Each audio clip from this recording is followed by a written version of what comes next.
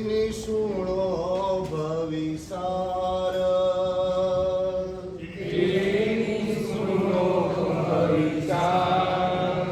અંત સમાધિ આદરે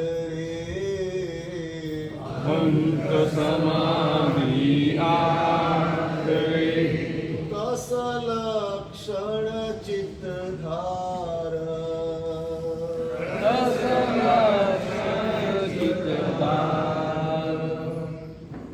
આજે પ્રવચનની શરૂઆત પ્રશ્નથી કરીએ. ગઈકાલના દ્રષ્ટાંતના અનુસંધાનમાં પોતાની ભાભીમાં આસક્ત થયેલો મણિરથ એમાં વિઘ્નરૂપ દેખાતા પોતાના સગ્ગા નાના ભાઈ યુગબાહુ અને ખુલ્લા ખંજરથી ખતમ કરવાનું કામ કરે છે. આ વાત ગઈકાલે કરેલી હતી. એના અનુસંધાનમાં તમે શું વિચાર્યું? પ્રશ્ન આટલો છે. ઉમેશભાઈ, શું વિચાર્યું આ દ્રષ્ટાંત દ્વારા?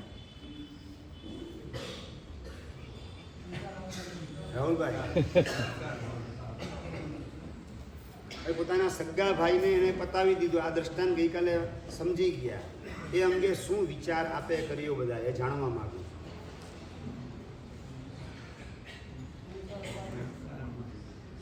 કર્મ બાંધતા હજારો વિચાર કરવો છે.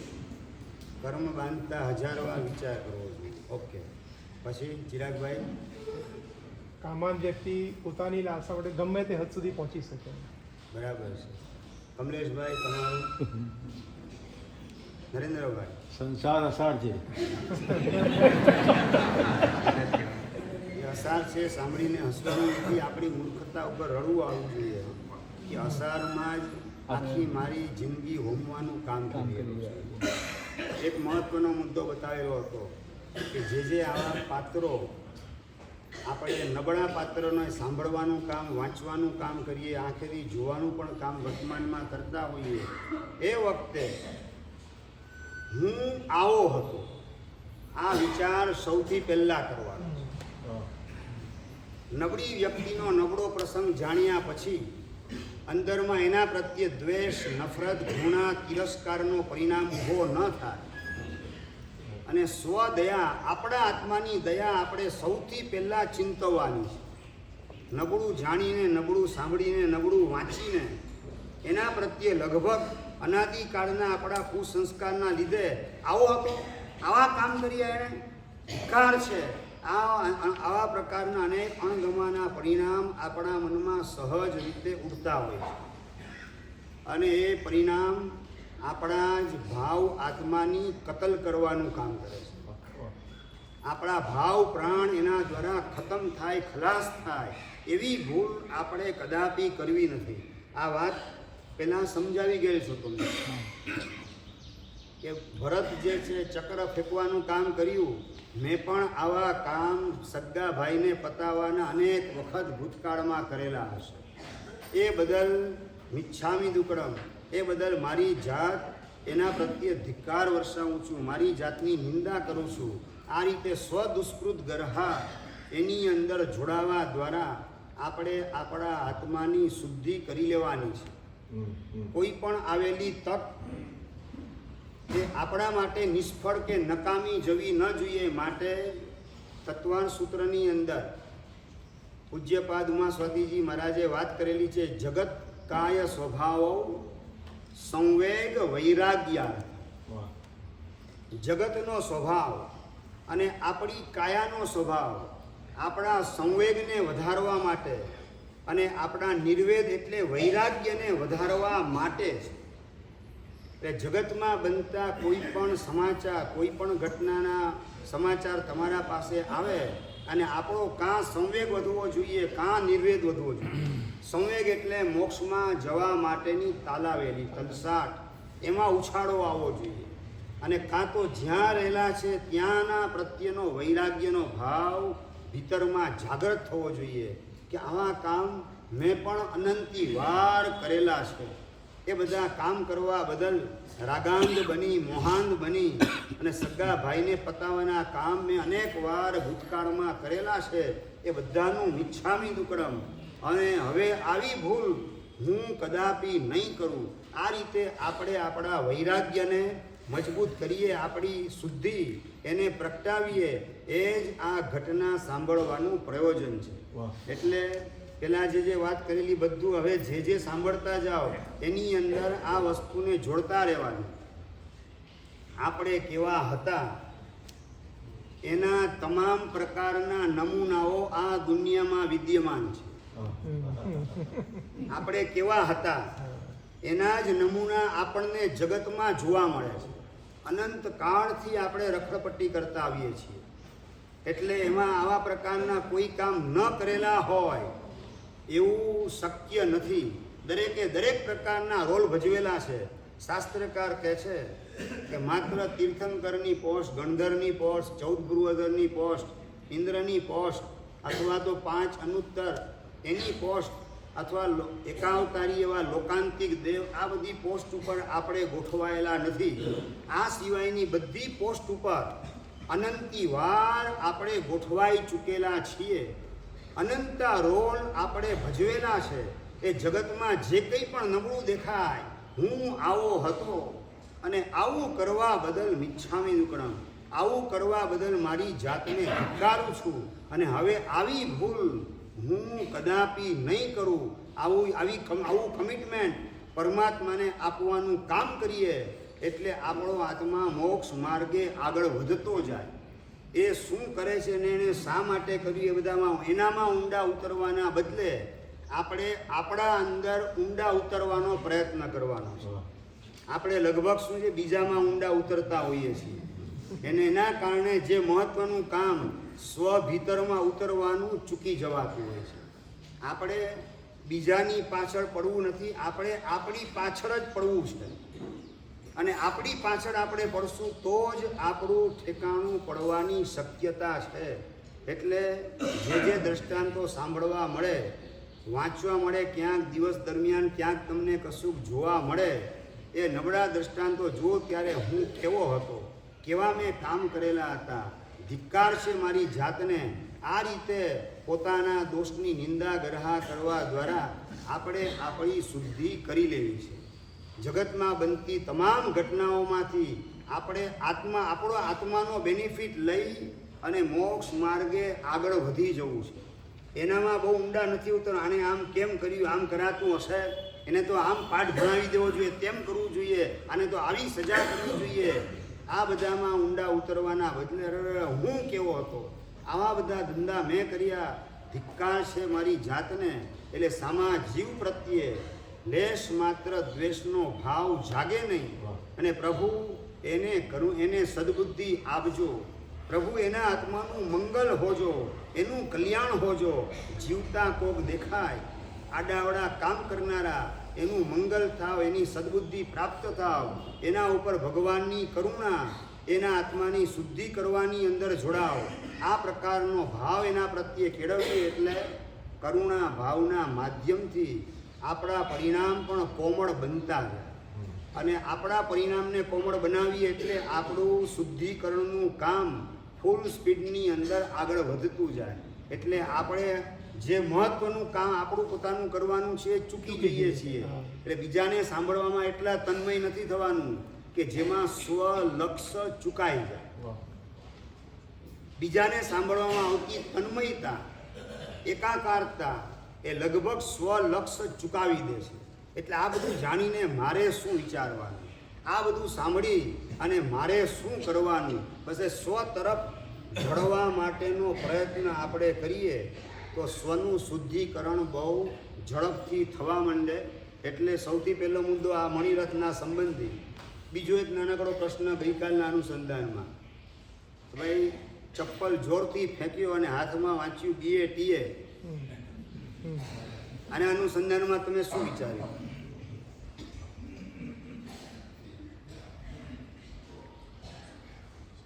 ખાલી પ્રવચન શ્રવણ જ કરવાનું છે એમ?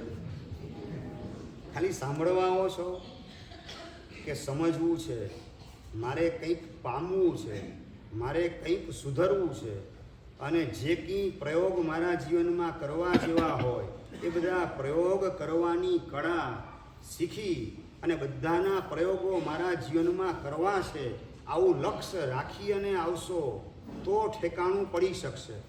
માત્ર આમને આમ સાંભળી લીધું અને ખંખેરીને પાછા ઊભા થઈને રવાના થઈ ગયા ઠેકાણું નહીં પડી શકે. એવા તો પ્રવચનો ઘણા બધા સાંભળેલા છે, એ ક્યાં ઓછા સાંભળેલા છે, ઘણા બધા સાંભળેલા છે. એટલે આપણે માત્ર સાંભળવું નથી, આમાં મને શું લાગવું પડે, ભગવાન આના દ્વારા મને શું કહેવા માગે છે, મારે મારી લાઈફમાં શું ચેન્જ કરવાનો, મારી વિચારધારાની અંદર શું ફેરફાર કરવાનો છે, મારા સમીકરણોને કેવી રીતે સુલટાવવાના છે, આવી મથામણ અંદરમાં ચાલે સાંભળતા સાંભળતા તો સાંભળેલું 100% તમને ઉન્નતિના માર્ગે, આત્માને ઉન્નતિના માર્ગે ગોઠવ્યા વિના રહી નહીં. ભાઈ ચપ્પલ ફેંક્યું અને દાંત પડી ગયો, આ વાત ગઈકાલે સાંભળી, એના અનુસંધાનમાં શું પૂર્વભાવના કર્મ આપણી પર બનતી ઘટના માટે હું પોતે જ જવાબદાર છું, મારા કર્મો જવાબદાર છે. બરાબર, બીજા પર દોષ મારા જીવનમાં બનતી ઘટના માટે મારા કર્મ જવાબદાર છે. અને કર્મ બાંધ્યા કોણે? મેં જ બન્યા. એટલે કે હું જ હું જવાબદાર છું. બરાબર છે. આ હું જે જવાબદાર છું તો વાંક સામેની વ્યક્તિનો બિલકુલ નથી આવતો નથી. એ મારા કર્મનો નિકાલ કરવાની અંદર સહાય કરી રહે છે, મને મારા પાપમાંથી છોડાવવાનું કામ કરી રહેલ છે.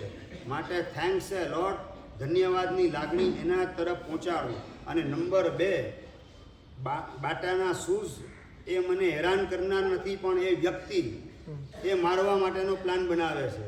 તો એ વ્યક્તિના સ્થાનમાં શેનો વિચાર કરવાનો હતો આપણે? કે મારા કર્મ. એ વ્યક્તિ જે છે એ મને મારવા માગે છે તો હાથમાં બાટાના શૂઝના બદલે પથ્થર આવ્યો તો પથ્થરો ઠોકવાનું કામ કરત. બરાબર, ગઈકાલે વાત કરી હતી. એનો મતલબ મારા કર્મ મને હેરાન કરવા માગે છે. તો આજે સામે દેખાતી વ્યક્તિ દ્વારા મારું અપમાન કરાવ્યું, એ કદાચ ન હોત તો મારા દીકરા દ્વારા મારું અપમાન કરાવત, કદાચ એ ન હોત મારી ઘરવાળી દ્વારા મારું અપમાન કરાવત, એ કદાચ ન હોત એ સમયે હાજર તો કદાચ મારા આડોશી પાડોશી દ્વારા કર્મ સત્તા મારું અપમાન કરાવત.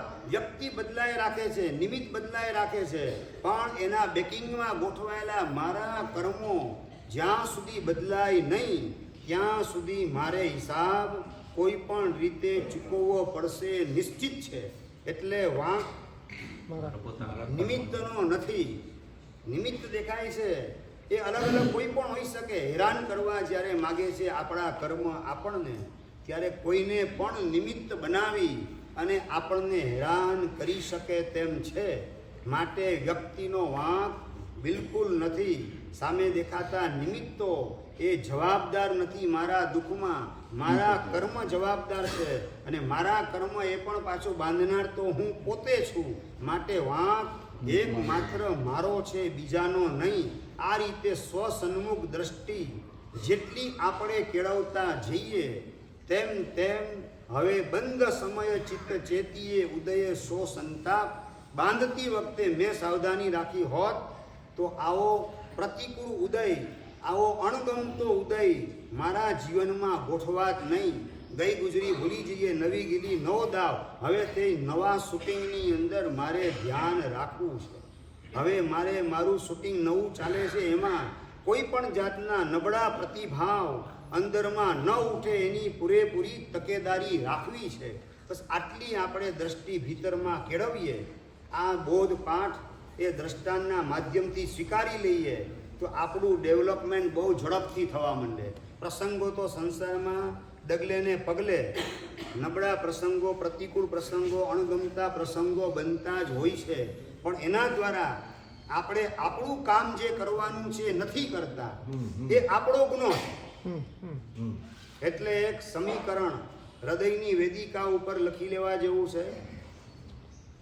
મારે મારા દુઃખમાંથી મારા આત્માનો ફાયદો લેતા શીખવાનું છે.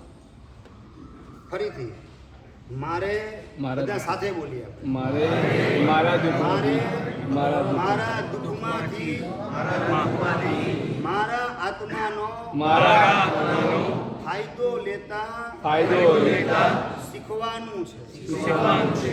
આ વાતને બરાબર અંતરમાં ઘૂંટવાનું કામ કરવું છે. દુઃખ તો આવે છે જ, અમારા જીવનમાં આવે, તમારા જીવનમાં પણ આવે છે, પણ એ દુઃખને રળવાનું કામ કરીએ તો દુઃખ રવાના થવાના નથી. અને દુઃખ આવે છે એ કાયમ માટે આપણને જગાડવા માટે આવે છે. સુખ સુવાડવા આવે છે અને દુઃખ એ જગાડવા માટે આવે છે. નહીં સમજાયું? રાતના 10 વાગ્યા અને ડનલોપની ગાદી ઉપર તમે ગોઠવાયા, એસી ચાલુ થઈ ગયું, શું થઈ જાય? ઊંઘ આવી જાય. પણ નંબર 2, એ વખતે આ ભગંદરની પીડા, દાઢનો દુખાવો, કાનમાં રસી પડેલા હોય, એના કારણે અંદર લપકારા મારતા હોય, તો આ દુઃખ તમને સુવા દે કે ન સુવા દે? કમલેશભાઈ, ના સુવાડે.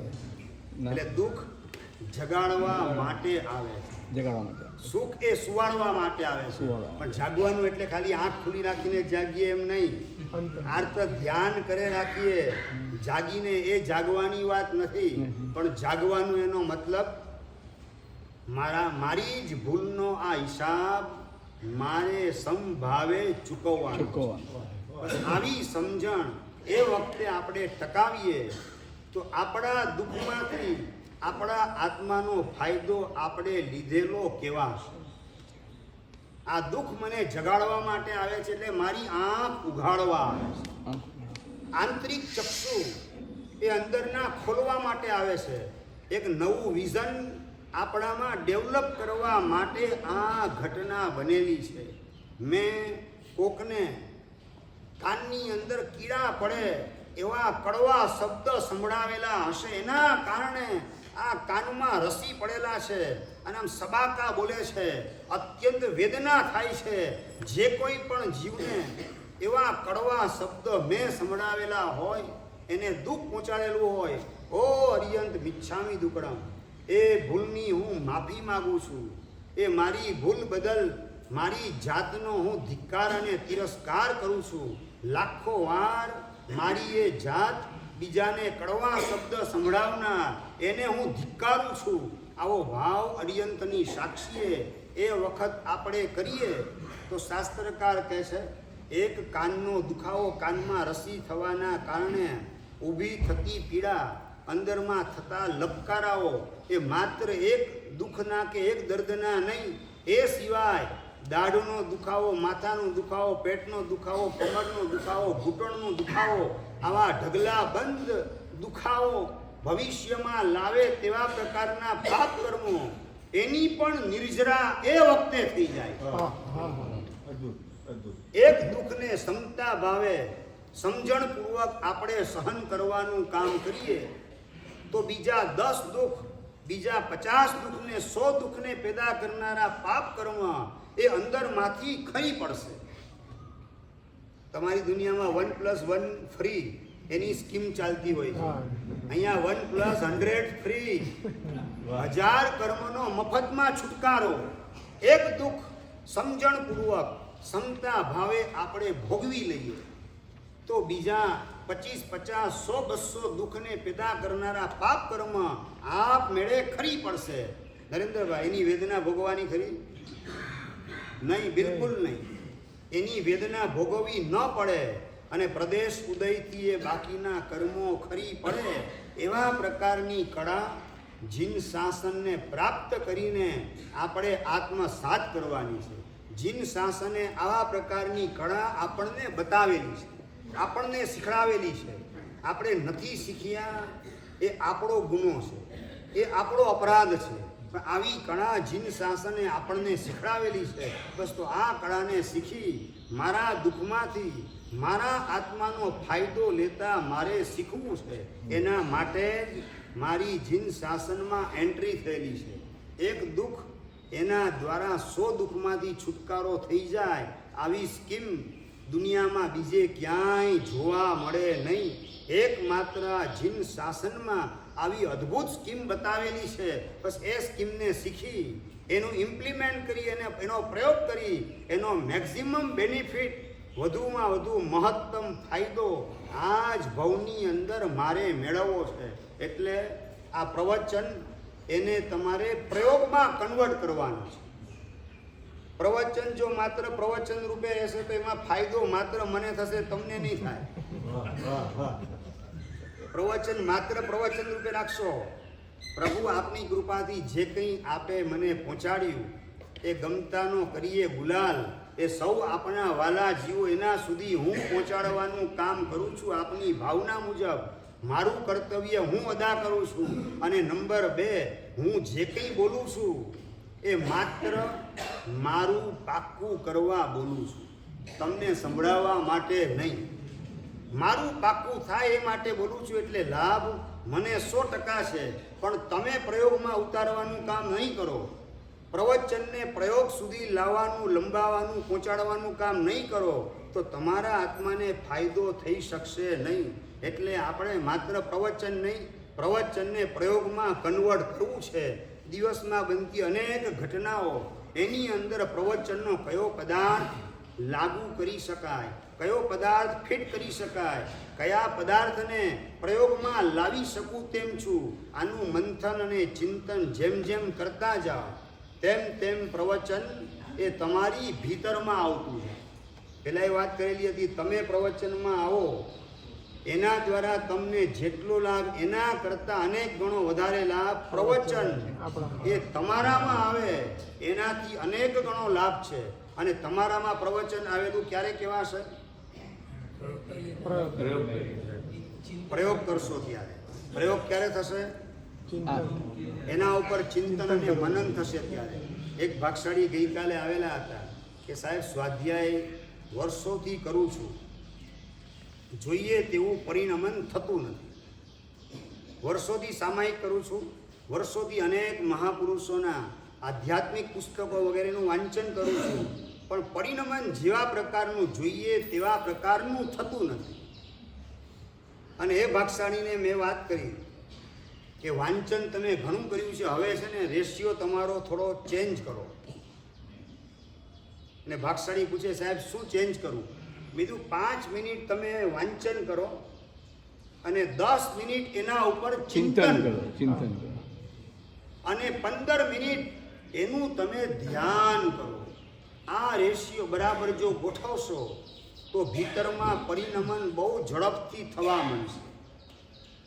5 મિનિટનું વાંચન, એના ઉપર 10 મિનિટનું ચિંતન, અને ચિંતન પણ માત્ર બૌદ્ધિક લેવલે નહીં, આપણા હાર્ટને ટચ થાય એવી ભાવના અને સંવેદના પ્રગટાવતા એના ઉપર ચિંતન મનન કરવાનું.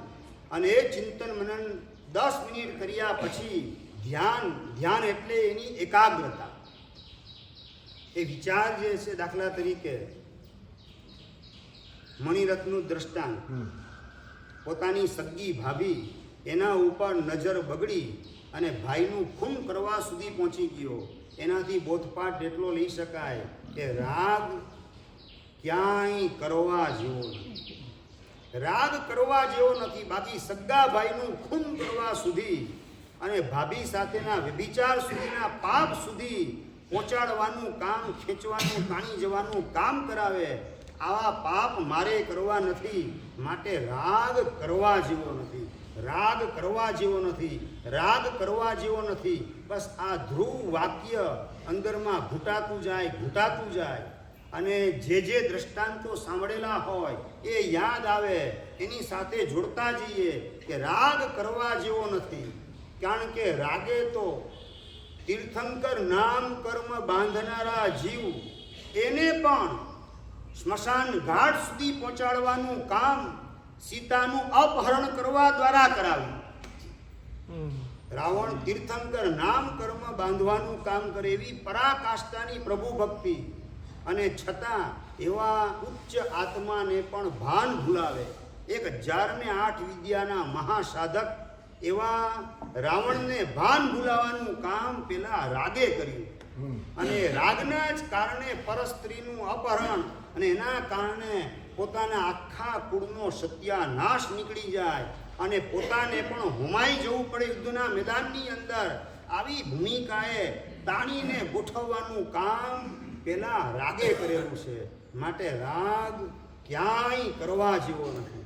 આ રાગ કરવા જેવો નથી, કારણ કે ચરમ શરીરી જીવ હોય, આ ભવમાં કેવલનાન પાવવાનું નિશ્ચિત હોય, એવા જીવને પણ સગા ભાઈ ઉપર ચક્ર રત્ન ફેંકવાની ભૂલ કરાવે. ભલે ને ભરત ચક્રવર્તી તરીકે દુનિયામાં ઓળખાય, પણ એની પાસે પણ આવી ભૂલ કરાવવાનું કામ કરે. તીર્થંકરનો દીકરો ચરમ શરીરી છે, નિર્મળ સમ્યક દ્રષ્ટિ છે, છતાં પેલો રાગ એને કેવું ભાન ભૂલાવે છે.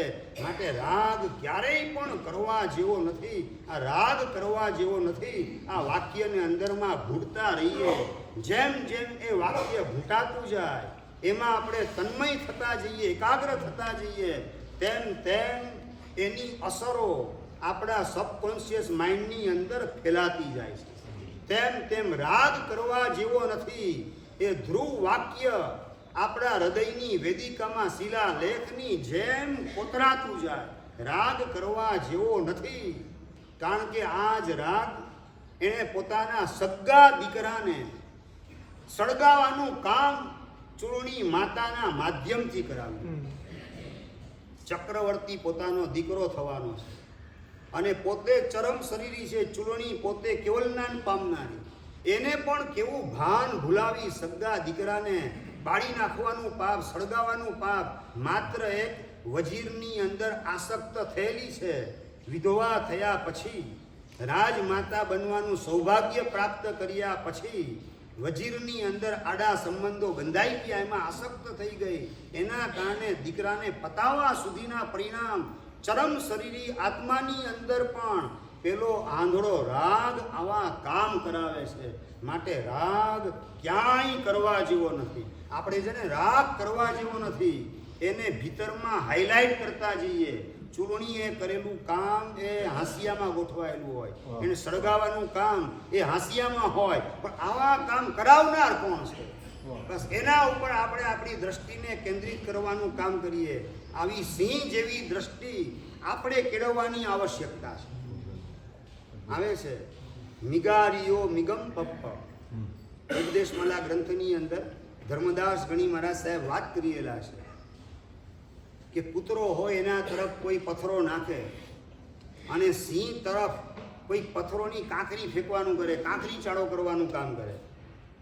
કૂતરો એના ઉપર તમે પથ્થરો મારો તો પથ્થરાને બટકું ભરવાનું કામ કરશે, અને સિંહ જે છે એના પર પથ્થરો નહીં, ખાલી કાંકરી ફેંકેલી હોય ને એ કાંકરી ફેંકનાર ઉપર તરાપ મારીને એને પતાવવાનું કામ કરશે.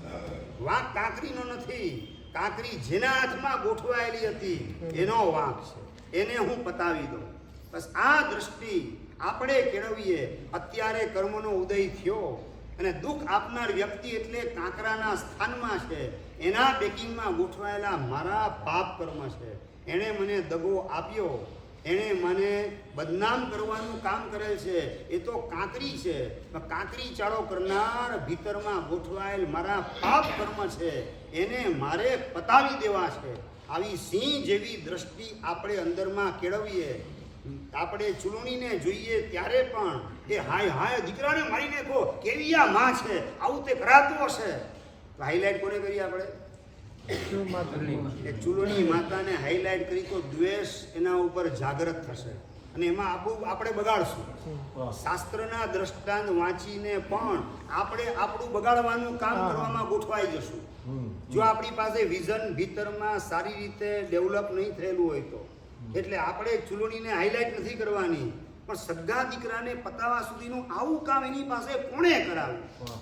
બેકિંગમાં પણ ગોઠવાયેલ છે, રાગ નામનું પરિબળ ગોઠવાયેલ છે. આ રાગ કેટલો ખતરનાક છે કે ચક્રવર્તી પોતાનો દીકરો પોતે ચરમ શરીરી અને છતાં એને ભાન ભૂલાવે, આસક્ત કરે પર પુરુષની અંદર અને એના પાપે સગા દીકરાને પતાવવાના પ્લાન બનાવડાવે. રાગ એની પાસે. આવો રાગ ક્યાંય કરવા જેવો નથી, ક્યારેય કરવા જેવો નથી. 10 વૈકાલિક સૂત્રમાં સ્વયંભવ શ્રી મહારાજ સાહેબ વાત કરેલા છે 10મા અધ્યાયની અંદર, મમત્વ ભાવમ ન કહિંપી પૂજ્યા. રાગ ભાવ, મમત્વ ભાવ ક્યાંય પણ કરવા જેવો નથી. રાગ ક્યાંય પણ કરવા જેવો નથી. રાગ ક્યારેય પણ કરવા જેવો નથી. રાગ કોઈ પણ સંયોગમાં કરવા જેવો નથી.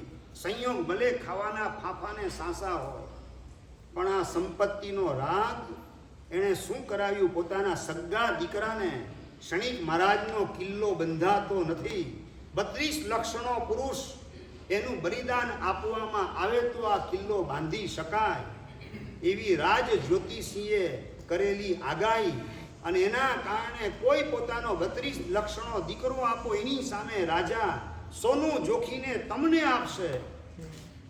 કોઈ પણ સંયોગમાં રાગ કરવા જેવો નથી. 7 દીકરી ઉપર થયેલો આ 8મો દીકરો, અને હવે ખાવા પીવાના સાસા છે. સોનું મળી જાય તો કામ થઈ જાય. એ સોનાની આસક્તિ, સોનાનો રાગ. સગા દીકરા અમરકુમાર એને વેચવાની મજબૂરી પેલી મા પાસે કરાવે. સગી મા દીકરાને વેચવા માટે કાઢે. સંપત્તિના રાગના કારણે આવો રાગ ક્યારેય પણ કરવા જેવો નથી. મારા જીવનમાં ગોઠવાયેલો આ સંપત્તિનો આંધળો રાગ, how to make money, how to make more money, how to make instant money, આવો પૈસાનો રાગ મારી પાસે આવી ગંભીર ભૂલ કદાપી ન કરાવે. એના માટે બી અવેર, મારે ખૂબ સાવધાન રહેવાની જરૂર છે. અને આ રાગ એને વહેલી તકે તોડી ફોડીને સાફ કરી નાખવો છે. આ રાગ કરવા જેવો નથી.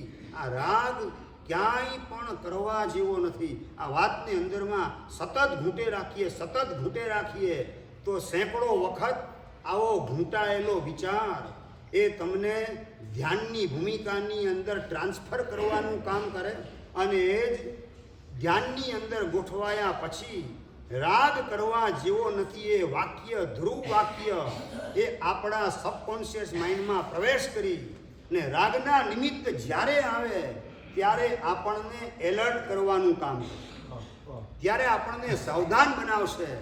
જમવા માટે બેઠા અને ગુલાબ જાંબુ આવી ગયા, મન ભાવન આઈટમો બધી ગોઠવાઈ ગઈ, અને એ વખતે ક્લિક થશે ભીતરમાંથી, રાગ આમાં ક્યાંય કરવા જેવો નથી.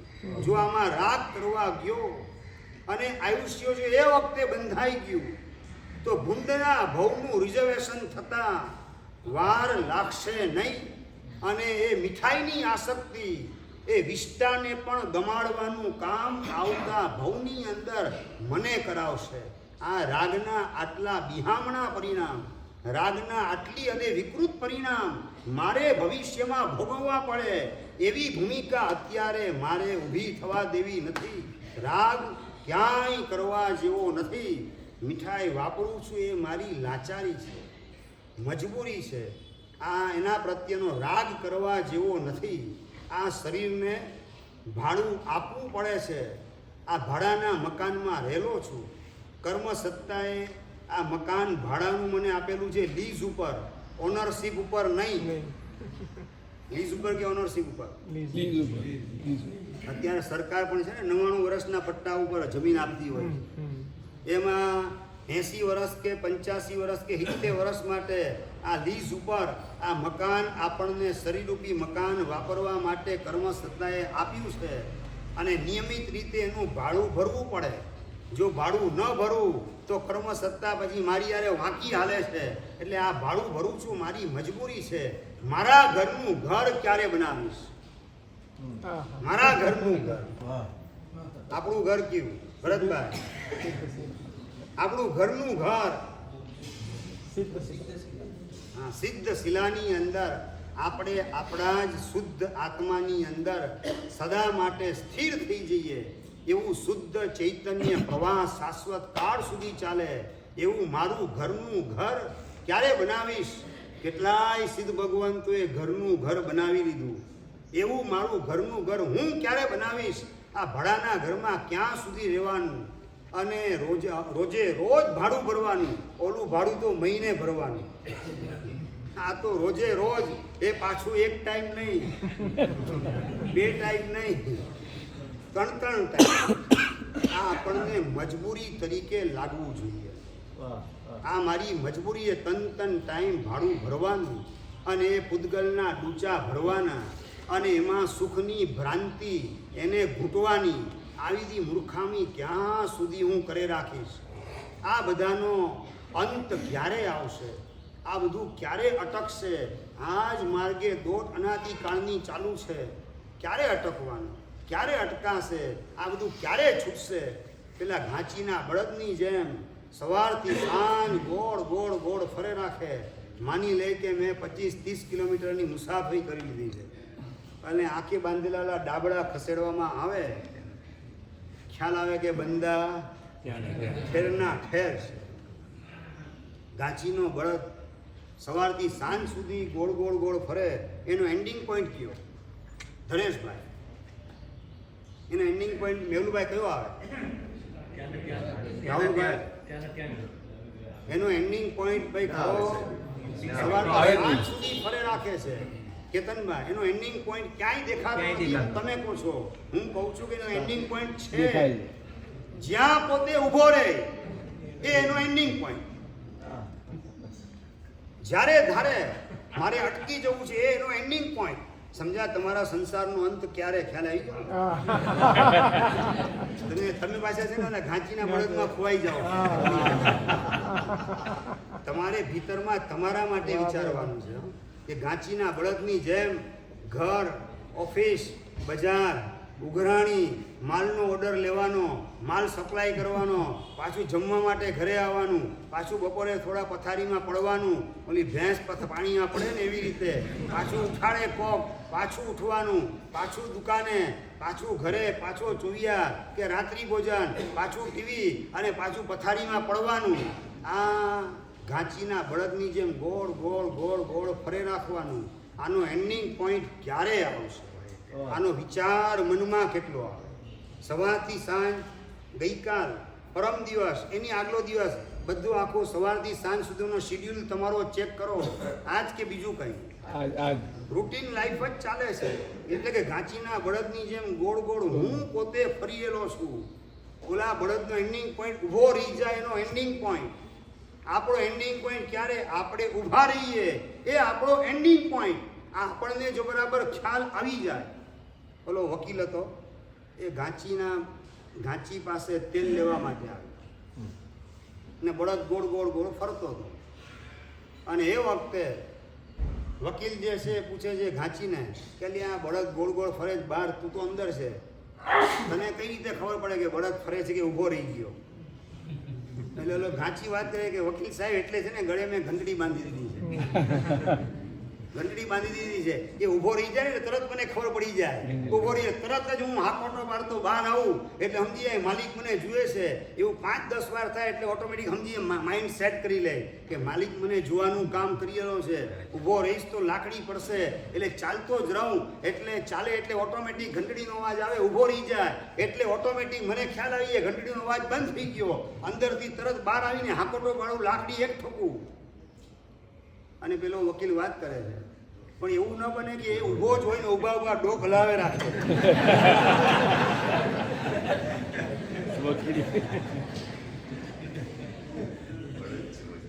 અને ઘાંચી વાત કરે છે કે વકીલ સાહેબ એ છે ને બળદ છે, વકીલ નથી.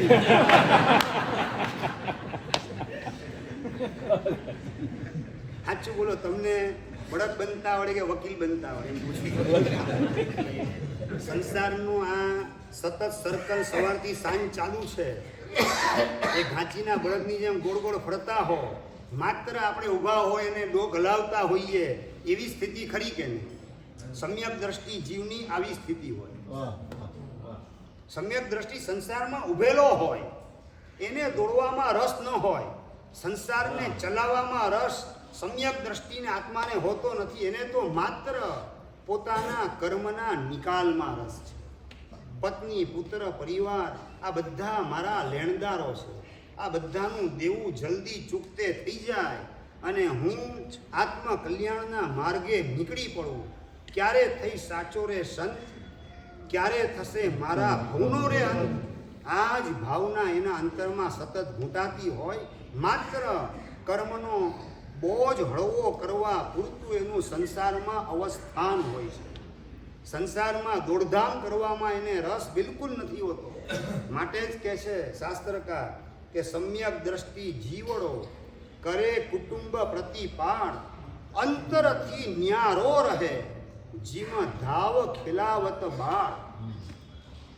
ધાવ માતા પોતાનો દીકરો અને રાજપુત્ર એ બંને રડી રહેલા હોય એક સાથે, કોને સાચવવાનું કામ કરે?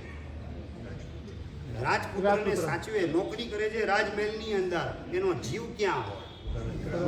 એનો જીવ પોતાના સગા દીકરા ઉપર હોય. આ રાજપુત્રને રમાડું છે માત્ર મારી ડ્યુટી છે, અને આ ડ્યુટી અદા નહીં કરું તો મારી નોકરી છૂટી જશે, ખાવા પીવાના પ્રોબ્લેમ ઊભા થશે, માટે ડ્યુટી અદા કરું છું. પણ પ્રેમ પોતાનો રાજકુમાર તરફની પોતાના દીકરા તરફ. એમ સમ્યક દ્રષ્ટિ પત્ની પુત્ર પરિવાર આ બધાને સાચવે, પણ પ્રેમ પોતાના આત્મા તરફ હોય. પોતાના આત્માના દર્શન કરાવનાર દેવગુરુ અને ધર્મ એના તરફ પ્રેમને વેવડાવવાનું કામ પૂર જોશમાં સમ્યક દ્રષ્ટિ આત્મા કરેલો. બહારથી બધું સાચવે, સંસારને સાચવતો દેખાય, પણ અંદરથી ન્યારો હોય. ત્યાં એનું એટેચમેન્ટ બિલકુલ હોતું નથી. અંદરમાંથી પોતે અટકી ગયેલો છે. આપણે જ્યાં અટકીએ ત્યાં સંસારનો અંત આવે, અને દોડધામ ચાલુ જ રાખીએ તો કદાચ 90 વર્ષ થઈ જાય તો પણ એનો અંત આવવાની શક્યતા નથી. 90 વર્ષ તો શું, 90 ભવ પૂરા થઈ જાય તો પણ એનો અંત આવવાની શક્યતા નથી. આપણે અંદરથી સમજીને અટકી જવું છે. આ બધી દોડધામની અંદર આપણે જોડાવા જેવું નથી, ખેંચાવા જેવું નથી. એ દોડવાની અંદર કોઈ મારો અર્થ સરતો નથી. આ અંદરમાં બરાબર ક્લિક થઈ જાય કે આટલું બધું દોડવાનો કોઈ મિનિંગ નથી. દોડ્યા ત્યારે લાગતું હતું આપણા જેવું કોઈ સમર્થ નથી. અંતે થાકીને જોયું તો ખ્યાલ આવ્યો કે આટલું દોડવાનો કોઈ અર્થ નથી. કોઈ અર્થ નથી. 50 વર્ષ, 60 વર્ષ, 70 વર્ષથી દુકાનમાં દોડધામ ચાલુ છે, ઘરમાં બહેનોની રસોડામાં દોડધામ ચાલુ છે, અને રસોડામાંથી ખસીને હોટલ ને રિસોર્ટ ને રેસ્ટોરન્ટ એ બધાની ધમાલ ચાલુ છે. એનો અર્થ શું સરે છે? એનાથી કયું પ્રયોજન સિદ્ધ થાય છે? જે ટકાઉ પ્રયોજન હોય, માત્ર 25-50 વર્ષ પૂરતું નહીં, અનંતકાળ સુધી તમને સાથ સહકાર આપે એવું કયું પ્રયોજન આના દ્વારા સિદ્ધ થાય છે? આટલી વર્ષોની કિંમતી આપણી ઉર્જા આમને આમ સંસારની પાછળ ખર્ચી નાખેલી છે. પેલો દીકરો તમારો છે ને, હિના અત્તરની બોટલ સંડાસના કાણામાં ખોલીને ખાલી કરી નાખે. નરેન્દ્રભાઈ શું કરો? જવાબ તો જોઈએ. હિના અત્તરની બોટલ, ગુલાબ અત્તરની બોટલ ખોલી અને સંડાસના કાણાની અંદર ખાલી કરી નાખે. હું બોલો? લડવાનું કામ, એને ઠોકવાનું કામ, એને ઠપકારવાનું કામ, બરાબર ને, ખખડાવવાનું કામ. હું કહું છું કે હિના અત્તરની બોટલ કરતાં વધારે કિંમતી સમય માત્ર ટીવીની પાછળ, ચેનલોની પાછળ, કલાકોના કલાક મોબાઈલમાં ચેકિંગ કરવાની પાછળ, એટલે કે ગટરના કાણાની અંદર ઢોળવાની અંદર હિના અત્તરની બોટલ કરતાં વધારે કિંમતી એવો, અત્યંત પ્રેસિયસ એવો આપણી વેલ્થ, માનવ ભવનું આયુષ્ય આમ ને આમ રેડવાનું કામ સંસારની ગટરમાં કરેલા છો, તો એ નુકસાની કેટલી છે? એ દીકરો ઠપકા પાત્ર લાગે કે આપણી જાત આપણને ઠપકા પાત્ર લાગે? હિના અત્તરની બોટલ તો 50, 100, 200 રૂપિયા હદ થઈ ગઈ, અને 1 સેકન્ડ ગયેલી અબજો ડોલર આપો તો પણ પાછી આવવાની શક્યતા નથી. એવી કેટલી બધી કિંમતી સેકન્ડોની, કલાકોના કલાકો, દિવસો ને મહિનાઓ અને વર્ષો માત્ર સંસારરૂપી ગટરની અંદર ઢોળવામાં આપણે વેડફી નાખેલા છે. અને કંઈ સારભૂત તત્વ જે અનંત કાળ સુધી આપણને સલામત રાખે, અનંત કાળ સુધી આપણને આત્માના આનંદની અનુભૂતિ કરાવે, એવા પ્રકારનું સારભૂત તત્વ આપણે શું પ્રાપ્ત કર્યું, ઉપલબ્ધિ આપણને શેની થઈ, એનો વિચાર પણ શાંત ચિત્તે કરવાની તૈયારી આપણી પાસે કેટલી આવે? આમને આમ બધું વેડફાઈ રહેલું છે, અને વિચારવાનું જે છે બાજુએ રહી જાય છે. આ રાગ કરવા જેવો નથી. બસ આ મોજ શોખના રાગ માનવ ભવ એના કિંમતી વર્ષોના વર્ષો વેડફવાના માર્ગે મને ખેંચી જાય છે, તાણી જાય છે. આવી મૂર્ખામી હવે મારે કરવી નથી. રાગ કરવા જેવો નથી, રાગ કરવા જેવો નથી. બસ એનું ચિંતન મનન કરતા કરતા એમાં એકાગ્ર થઈ જઈએ એટલે ધ્યાન ખંડમાં આપણો પ્રવેશ થાય. અને ધ્યાન ખંડમાં પ્રવેશ કર્યા પછી એકાદ વખત અંતરમાં સ્પર્શી ગયેલું આ વાક્ય રાગ કરવા જેવો નથી એ સબકોન્શિયસ માઇન્ડમાં ઉતરી જાય. અને જ્યારે જ્યારે રાગ કરવામાં આપણે જોડાઈએ એવો અવસર આવતો હોય ત્યારે અંદરમાંથી ક્લિક થાય, અંદરમાંથી સહજ રીતે વિચાર ઉદ્ભવે કે આ રાગ આમાં કરવા જેવો નથી. પત્નીમાં, પુત્રમાં, દુકાનમાં, ઘરમાં, પેમેન્ટમાં, પૈસામાં, પ્રસિદ્ધિમાં ક્યાંય રાગ કરવા જેવો નથી, રાગ કરવા જેવો નથી. રાગ મને ડુબાડનાર છે. બસ આ વારંવાર આ વાક્ય ઘૂંટાતું જાય 100 વખત જે વાક્યનો વિચાર તમે કરો ત્યારે એકાદ વખત એ વાક્ય તમારા અંતરમાં ઉતરવાનું કામ કરે. 99 વખત તો માત્ર બુદ્ધિની અંદર જ તમારા મગજમાં જે ગોળ ગોળ ફરતું હોય છે એ 99 વખત બુદ્ધિમાં જ ગોળ ફરે. એકાદ વખત એ અંદર ઉતરવાનું કામ કરે. કારણ કે બીજો બધો એટલો બધો કચરો અંદર ભરેલો છે કે આને આવવા માટેનો કોઈ સ્કોપ નથી, એને આવવાની કોઈ જગ્યા નથી. એટલા બધા કચરા સબકોન્શિયસ માઇન્ડની અંદર, આપણા અવચેતન મગજની અંદર આપણે ભરેલા છે, જેના કારણે આ કિંમતી પદાર્થો એ અંદરમાં પ્રવેશ કરતા નથી. કારણ કે એના ઉપર પાછું તમે ચિંતન મનન પણ કરતા નથી. એટલે સેંકડો વખત એકનો એક વિચાર ઘૂંટાય લસોટાય ત્યારે એ ભીતરમાં ઉતરવાનું કામ કરે. ત્યારે એની તાકાત આપણને અનુભવની અંદર આવે. પીપળ તો નાનકડી જ હોય, પીપરમેન્ટ, એની પીપરી મૂળ એની વાત કરું. 64 કોરી પીપર કહેવાય. 64 કોરી પીપર સમજી ગયા ને? 8 દિવસ અને રાત સતત એને લસોટવામાં આવે, ઘૂંટવામાં આવે. પછી તમે એક ચપટી ખાલી મોઢામાં મૂકો ને, શિયાળામાં ગમે એટલી ઠંડી પડતી હોય અને તમે કુલુ મનાલી ગયેલા હો કદાચ, ત્યાં પણ તમને શરીરમાં ગરમાવો આપવાનું કામ એક ચપટી ભર એ પીપર મોઢામાં મૂકી એ પીપરી મૂળનો પાવડર લસોટેલો, 64 કોરી લસોટેલો પાવડર ખાલી ચપટી ભર જીભ ઉપર આવે અને શરીરમાં ગરમાવો આવી જાય, ટાઢ ઠંડી તમારી ઉડી જાય. આ 64 કોરી પીપરની જેમ આપણે આ જીન વચનો એને ભીતરમાં લસોટવાનું કામ કરીએ. બસ રાગ કરવા જેવો નથી, રાગ કરવા જેવો નથી. એક દ્રષ્ટાંત વાંચતા પતનનો ઇતિહાસ કોકનો વાંચીએ અને એમાં સારભૂત તત્વ આપણને આ મળશે કે રાગ કરવા જેવો નથી, રાગ કરવા જેવો નથી. પોતાની સગી દીકરી સાથે લગ્ન કરવાની ભૂલ પેલા પ્રજાપતિ રાજા પાસે કરાવે અને એમાંથી ત્રિપુષ્ટ વાસુદેવનો જન્મ થાય. આવો આંધળો રાગ ખરેખર ક્યાંય કરવા જેવો નથી. આ એક દ્રષ્ટાંત વાંચીએ અને ભીતરમાં એ જ વાક્ય ઘૂંટાતું જાય, રાગ કરવા જેવો નથી, રાગ કરવા જેવો નથી. તો આ વિષયને કસાય, રાગ અને દ્વેષ એ બંને અંદરમાં સમી જાય તો ભીતરમાંથી સમાધિનું અમૃત, એમાં સ્નાન કરવાનું સૌભાગ્ય, એ અમૃતનું પાન કરવાનું સૌભાગ્ય આપણને પ્રાપ્ત થાય. માટે વાત કરે છે કે મરણ સમાધિ વર્ણવું તે નિસુનો ભવિસાર. સમાધિ મરણ એની વિચારણા હું અત્યારે કરું છું. તે નિસુનો ભવિસાર, ભવિ એટલે હે ભવ્યાત્માઓ, એ સારભૂત વિચારણા, સારભૂત સમાધિ, એને હું વર્ણવું છું. એને તમે નિસુનો એટલે સાંભળો, પૂરેપૂરા સાંભળવાનું કામ કરો. સુનો નહીં પણ નિસુનો. ની એટલે નિતરામ, પૂરેપૂરું સાંભળવાનું કામ કરો. મેન્ટલી અહીંયા એબસન્ટ અને ફિઝિકલી પ્રેઝન્ટ હો એ રીતે સાંભળવાનું નહીં. મેન્ટલી પણ પ્રેઝન્ટ ને ફિઝિકલી પણ પ્રેઝન્ટ, એ રીતે પૂરેપૂરા ઇન્વોલ્વ થઈ અને સાંભળો એટલે નિસુણો કહેવાય. અને અંત સમાધિ આદરે તસ લક્ષણ ચિત્તધાર. અંત સમયે સમાધિને આદરવાનું એટલે કે એનો આવકાર, એનો સ્વીકાર, એના વધામણા કરવાનું કામ જે સમ્યક દ્રષ્ટિ આત્મા કરીએ છે.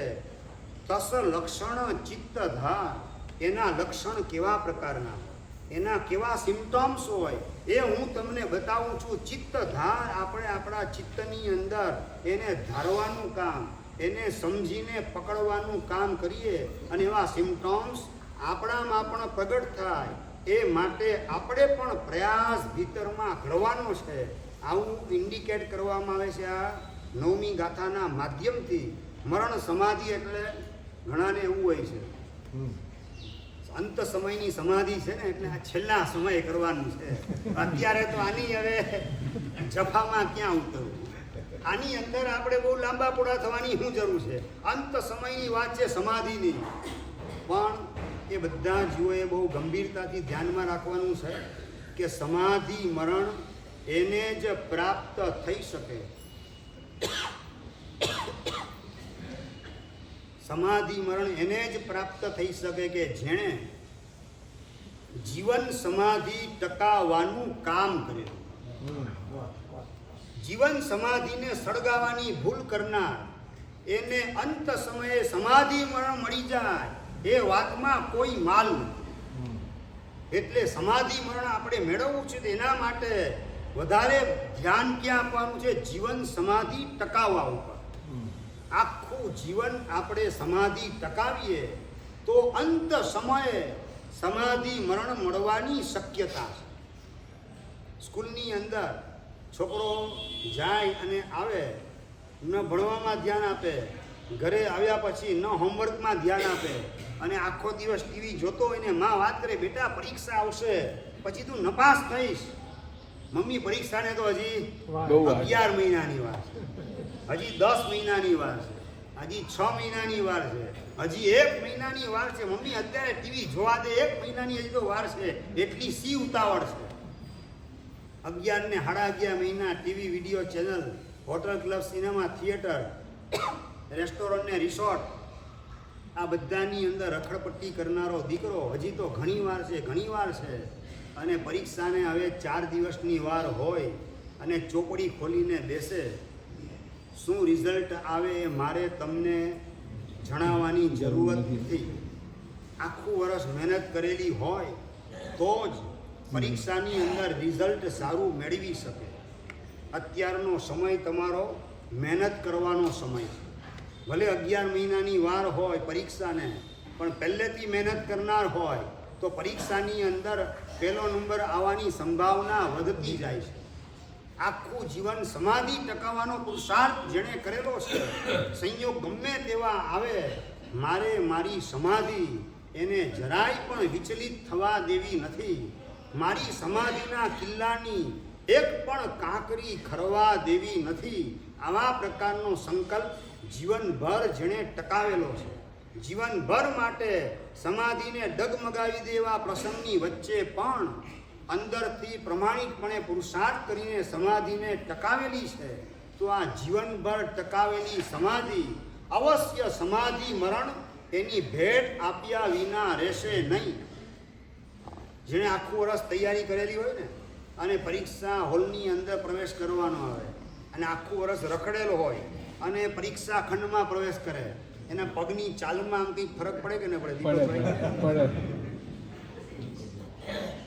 ઓલો સડસડાટ અંદર એન્ટ્રી કરતો હોય અને આખું વર્ષ રખડેલું છે ને, અને એને પરીક્ષા ખંડમાં જવાનું આગલી મિનિટ સુધી છે ને ગાઈડ રાખતો હોય, ચોપડી જોતો હોય, અને ઓલા માસ્તર જે હોય એ હાથમાંથી ચોપડી ખેંચવાનું કામ કરે. ભાઈ પેપર આપવું જોઈએ, ચોપડી લાવ, ગાઈડ લાવ, બધા અહીંયા મૂકી દો. અને આમ થર પેપર લઈ ત્યારે ધ્રુજતો પેપર, સમજી ગયા ને? મોત આવે એ પેપર છે, એ પરીક્ષા છે આપણી. આપણે જીવીએ છીએ એ સમાધિની તૈયારી રાખવાની છે. જીવન સમાધિ ટકાવવાનો પુરુષાર્થ આપણે પૂરતા પ્રમાણમાં કરેલો હશે તો મોત રૂપી પરીક્ષા ખંડની અંદર આપણે પ્રવેશ કરીએ એ વખતે થર ધ્રુજારી, અકળામણ, હાઈ હોય, ઉદ્વેગને ખેદ, અકળામણને આર્ત ધ્યાન, એનો લેશ માત્ર આપણને સ્પર્શ થઈ શકે નહીં. કારણ કે આપણે સમ્યક પ્રકારે જીવન સમાધિ ટકાવવાનો પુરુષાર્થ કરેલો છે. આખું જીવન માત્ર રાગ દ્વેષને મોહની હોળી પેટાવાની અંદર જ ખર્ચી નાખેલું હોય તો અંત સમયે ક્લેશ અને સંક્લેશ સિવાય બીજા કોઈ પરિણામ મનની અંદર ઉઠવાના નથી. તરફડિયા મારતા પિતાજી શાંતિથી પોતાનો જીવ છોડી શકતા નહોતા. અને એ વખતે બાજુમાં આવેલા દીકરા વાત કરે, પિતાજી આપનો આ જીવ શાંતિથી કેમ છૂટતો નથી? કોઈ આપણી ઈચ્છા અધૂરી હોય તો કહો, ઈચ્છા અમે પૂરી કરશું, પણ તમે હવે શાંતિથી વિદાય લો. આ રીતે કેમ તરફડિયા મારવાનું કામ કરો છો? અને બાપ દીકરાને કહે છે, બેટા તમે ત્રણે ત્રણ મને પ્રોમિસ આપી દો. હા પિતાજી આપ્યું પ્રોમિસ, બોલો આપ જે કોઈ કરવા તૈયાર છે. સામે વાળો છે પસ્યો હજામ, એની પાસેથી 500 રૂપિયા લેવાના બાકી છે. હજામત એની પાસે કરાવજો. 500 વસૂલ ન થાય ત્યાં સુધી બીજે ક્યાંય જતા નહીં.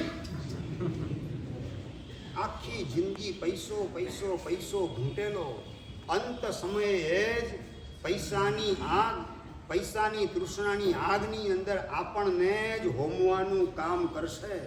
પાછળવાળાનું શું થાય તો ખબર નહીં, પણ આપણું શું થાય એનો વિચાર ગંભીરપણે કરવાની આવશ્યકતા છે. કે જે આખી જિંદગી ઘૂંટેલું હશે એ જ અંત સમયે આપણને અનુભવની અંદર આવવાનું છે. આપણા અંતરમાં એ ક્લિક થવાનું છે અને એના જ વિચારમાં આપણે તન્મય બનશું. અને જો નબળું ઘૂંટેલું હશે તો એ નબળાની અંદર તન્મય થવા દ્વારા દુર્ગતિની પરંપરાની અંદર ફેંકાતા વાર લાગશે નહીં. એટલે જીવન સમાધિ મારે ટકાવી છે તો સમાધિ મરણની મને પ્રાપ્તિ થશે. અને જીવન સમાધિ એટલે જીવનભર સમાધિ ટકાવી છે અને તો જ સમાધિ મરણ મળશે. એના સિમ્પટમ્સ કયા હોઈ શકે એની બહુ ગંભીર વાત આજે સમય પૂરો થાય છે. એની સરસ મજાની ગંભીર વાત આગળથી આપણે શરૂ કરશું. આવતીકાલે રવિવારનો સરસ મજાનો દિવસ 1 કલાકની 2 કલાકની અઢી કલાક એટલે કે 9 થી 11:30 સુધી આ જે જગ્યાએ સ્નાતર મહોત્સવ એ ઉજવવામાં આવશે. સ્નાતર મહોત્સવની સાથે સાથે સ્નાતરના પદાર્થો એ પણ પીરસવામાં આવશે. વ્યાખ્યાન 7 થી 8માં ભલે ન હોય, પણ 9 થી 11:30 સ્નાતરની અંદર કલાક કરતાં વધારે વ્યાખ્યાન એ કરવામાં આવશે. સ્નાતરના ભાવાર્થ પરમાર્થો પીરસવામાં આવશે અને આપણે પ્રભુમય બનાય, પ્રભુની નજીક કઈ રીતે પહોંચાય એની સરસ મજાની વાત 9 થી 11:30 દરમિયાન આ જ જગ્યાએ, દેરાસરમાં નહીં, આ જ જગ્યાએ છે. બરાબર છે? અને જેટલા વધુમાં વધુ એની અંદર જોડાઈ શકાય, તન્મય થઈ શકાય એ માટેની જાગૃતિ રાખજો. આ પ્રશ્ન જવાબ આવતીકાલે જે જાહેરાત પરમ દિવસથી પાછું આપણું રેગ્યુલર કોર્સમાં 7:15 થી 8:30 પ્રવચન.